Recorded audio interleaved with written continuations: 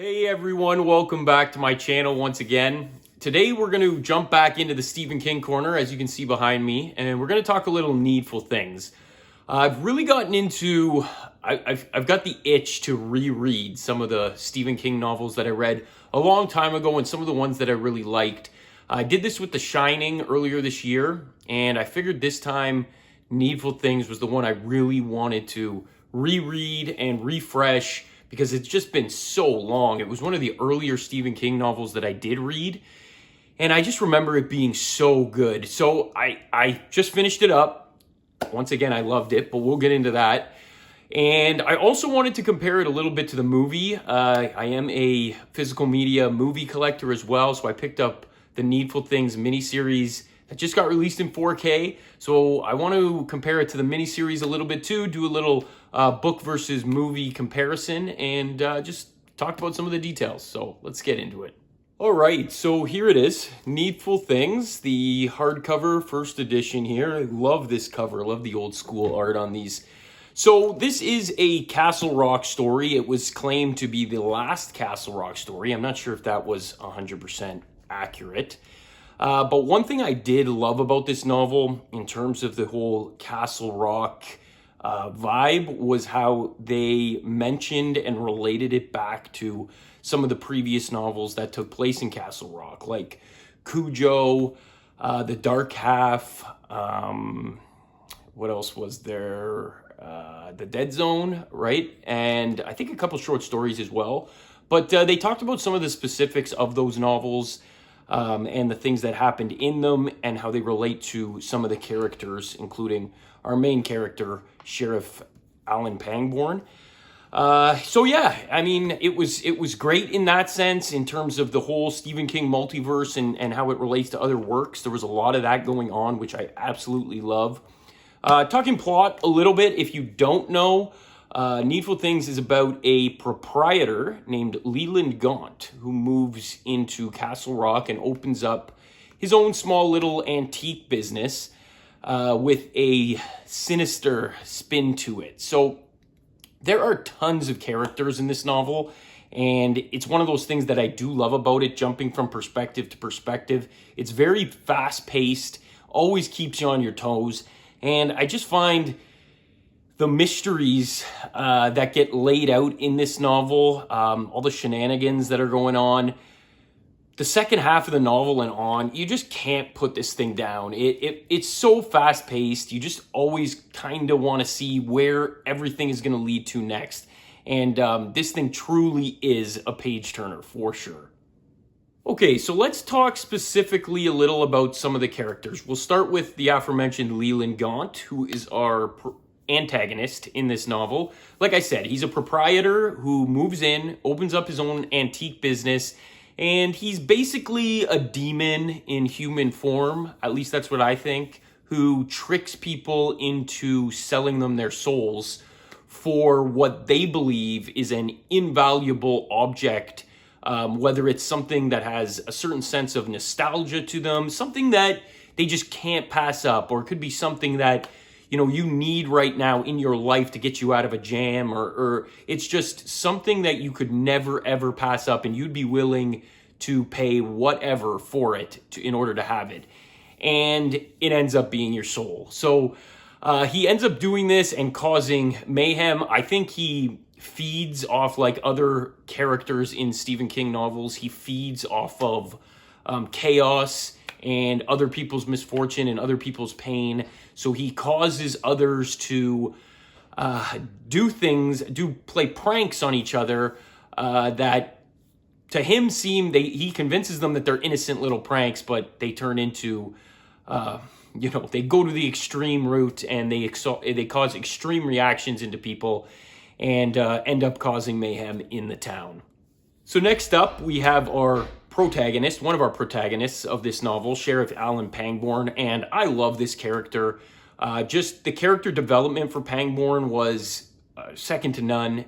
He had such a tortured past with his wife and his son, who ended up passing away. Let me just get this out there right now. There are going to be spoilers in this video. That's probably one of many. We're going to be talking about the ending and everything like that. So this will be a spoiler-filled video. Back to Alan Pangborn.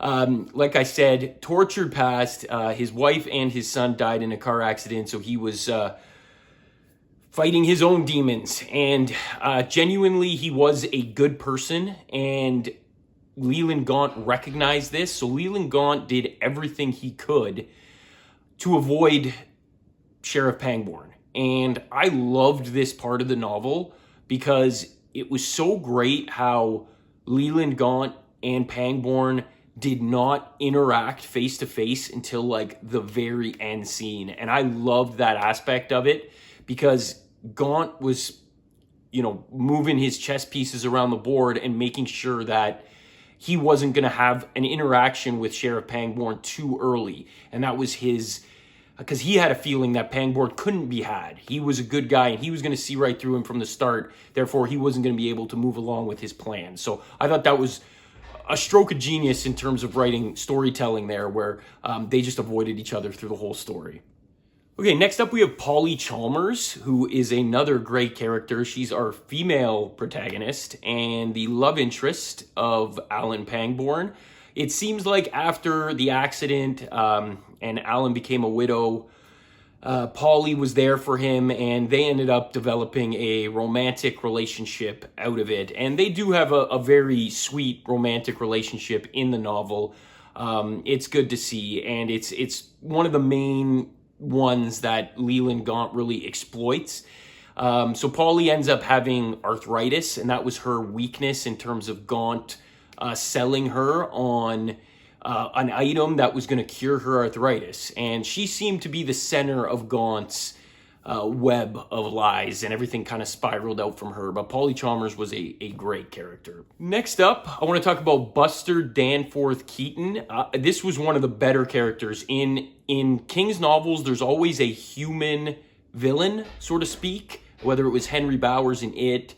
He always felt the need to put in a human villain as opposed to only a supernatural villain, which is a great touch.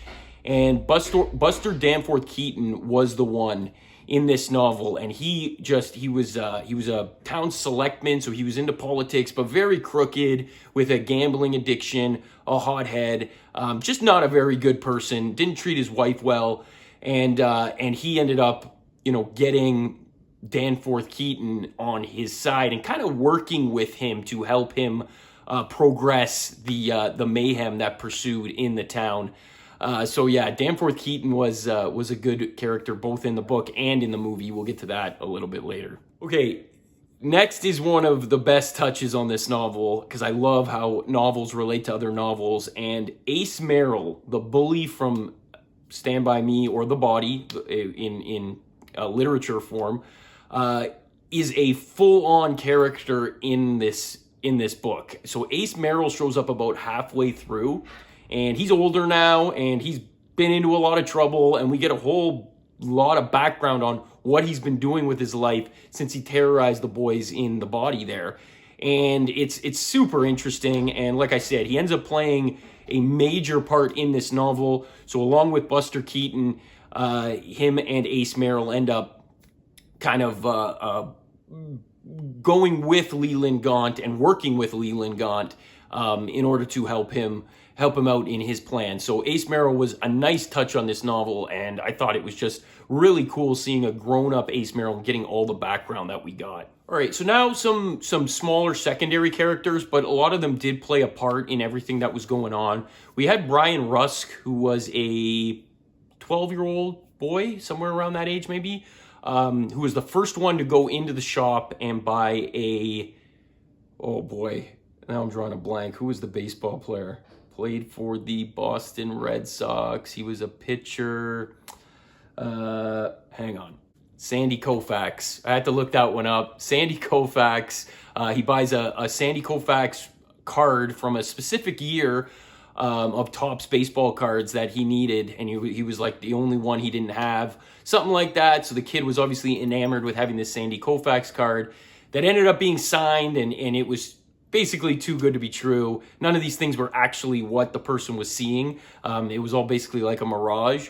But yeah, the kid gets it started by taking the card and playing a prank, and it got the ball rolling. But Brian Rusk was an interesting character who came to a pretty sad end at the end. I thought it was pretty crazy that he ended up having that kid commit suicide later in the novel, which was nuts to me. But hey, it's a King novel and doesn't really hold much back. All right, next up, we're going to talk about Nettie Cobb and Wilma Jerzyk, two women who were kind of the first pawns in order for Leland Gaunt to test out if this is going to work in this town. And he pitted these two against each other with the help of others so brilliantly. He had another character kill Nettie Cobb's dog, and she obviously was going to think it was Wilma Jerzyk because Wilma Jerzyk had threatened to kill her dog. So those were the type of things he was doing. He would take things and have them done by someone else and have that person only think they could have been done by one person. And they ended up grabbing knives and meeting each other in the street and fighting to the death, where they both ended up dead right in the middle of the street.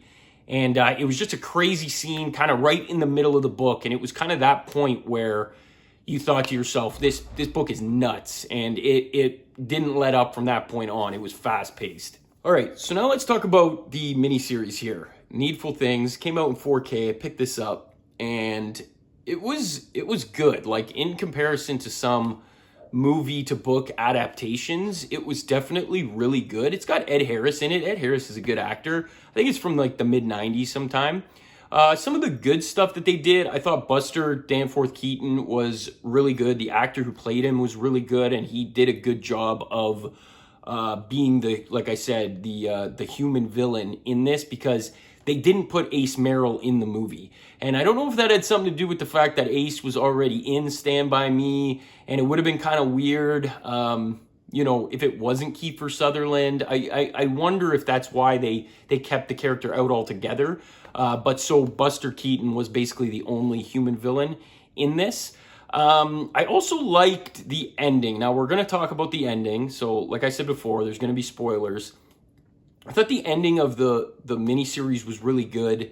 How Buster ended up basically coming to his senses after there was a huge Alan Pangborn speech in the middle of the street, kind of telling everybody to wake up and figure out what was going on with them.